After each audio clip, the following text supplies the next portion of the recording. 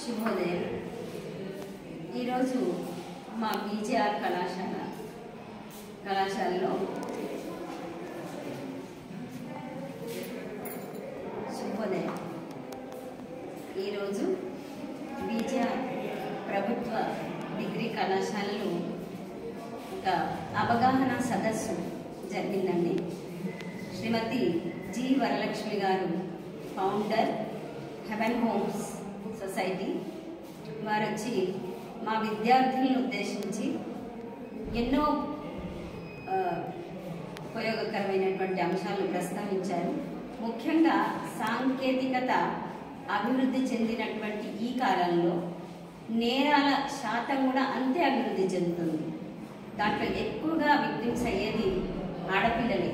కాబట్టి వాళ్ళు ఏ విధంగా జాగ్రత్తలు తీసుకోవాలి, అయితే నేరాలు ఎన్ని రకాలు జరుగుతున్నాయి, ఎన్ని రకాలుగా సాంకేతికత ఉపయోగించి వాళ్ళని ట్రాక్లోకి లాగుతున్నారు, వాళ్ళని బ్లాక్మెయిల్ చేస్తున్నారు, ఇవన్నీ అవగాహన కల్పిస్తూ వాటి నుంచి వాళ్ళు స్వయంగా ఎలా రక్షణ పొందాలో అవి కూడా చెప్తూ ఆ సలహాలు కూడా ఇస్తూ, అలాగే చట్టం నుంచి ఎలా రక్షణ పొందాలి, షీటింగ్స్ ఆపదలో ఉన్నప్పుడు షీటింగ్స్ని ఎలా పిలవాలి, తర్వాత యాక్సిడెంట్లు మొదలైనటువంటి అయినప్పుడు ఏ విధంగా ఎలా స్పందించి ఏ నంబర్స్కి ఫోన్ చేయాలో ఇవన్నిటి సమాచారం ఇచ్చారు మేడం గారు.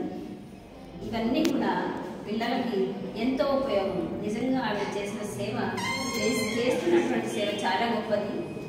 తెలుగు రాష్ట్రాల్లో అంతటా అన్ని కళాశాలకు తిరిగి అమ్మాయిని గుంపుగా మామూలుగా వాళ్ళకి అవేర్నెస్ ఇస్తున్నారు. ఇది చాలా హర్షణీయం మేడం. చాలా కృతజ్ఞత అండి మీకు.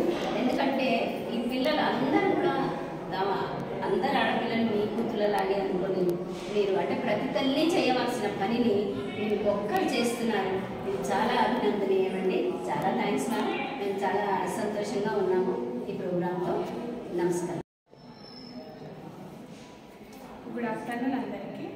ఈరోజు బీజేఆర్ గవర్నమెంట్ కాలేజ్, మా కాలేజ్లో వరలక్ష్మి మేడం గారు హ్యూమన్ సెక్యూరిటీ గురించి చాలా బాగా మాట్లాడారు.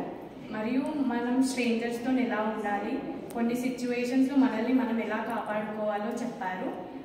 మనం ఫోన్ని ఎలా మిస్యూజ్ చేస్తున్నాం, ఎలా కరెక్ట్గా వాడుకోవాలి, ఎవరితో ఎలా ఉండాలి, ఎలా మాట్లాడాలి అన్న దాని గురించి కూడా చాలా క్లియర్గా ఎక్స్ప్లెయిన్ చేశారు.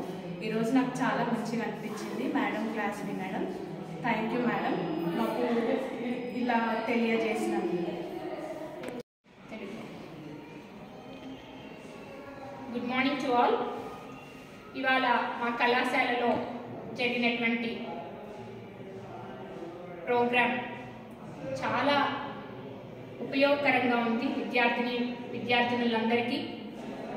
ఇలాంటి అవగాహన సదస్సులను ప్రతి ప్రభుత్వ కళాశాల నుంచి ప్రభుత్వ స్కూల్స్ నుంచి అక్కడ ఉండేటువంటి విద్యార్థులకి, ఎందుకంటే వారికి వీటిపైన అవగాహన సరిగా ఉండదు. అటువంటి విద్యార్థినులకు ఇలాంటి సదస్సుల ద్వారా ప్రభుత్వ కళాశాలల్లో, ప్రభుత్వ జూనియర్ కళాశాలల్లో, ప్రభుత్వ డిగ్రీ కళాశాలలో, అలానే పోస్ట్ గ్రాడ్యుయేట్ కాలేజెస్లో అన్నిట్లో కూడా ప్రభుత్వ వ్యవస్థలలో ఉండేటువంటి విద్యార్థులకి వారికి వీటిపైన అవగాహన కల్పించడం కోసం ఇటువంటి సదస్సులు ఎన్నో చేపడితే బాగుంటుందని నా ఉద్దేశం. వీటి ద్వారా విద్యార్థుల యొక్క సర్వతోముఖాభివృద్ధికి మనం కళాశాలలో తోడ్పడిన వారు అవుతాము. కేవలం వారి చదువులే కాకుండా జీవితంలో జరిగేటువంటి నిత్యకృత్యాల్లో వారు తీసుకోవలసినటువంటి జాగ్రత్తలు, వీటన్నిటి గురించి కూడా ఈ సదస్సులో విద్యార్థులు తెలుసుకున్నారు.